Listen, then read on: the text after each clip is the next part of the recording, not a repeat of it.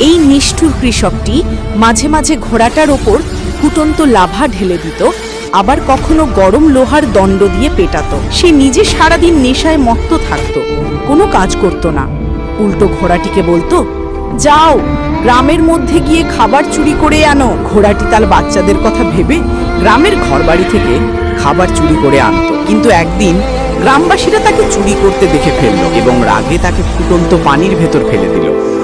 ঘোড়াটি যন্ত্রণায় কাঁপতে কাঁপতে কোনো রকমে বেঁচে ঘরে ফিরল।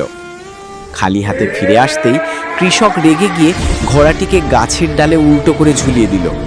ঘোড়ার দুটি ছোট ছানা ক্ষুধায় কাঁদতে কাঁদতে তার পাশে শুয়ে পড়ল। পরদিন সকালে যখন ঘোড়াটি ঘুম থেকে উঠল, দেখে তার দুটি ছানাই নেই। কৃষক মদ কেনার জন্য তাদের কসাইখানায় বিক্রি করে দিয়েছে। ঘোড়াটি ছানাদের হারিয়ে হাও মাও করে কাঁদতে লাগলো। চোখের সামনে তার সন্তানদের মরতে দেখে সে চিৎকার করে কেঁদে উঠল।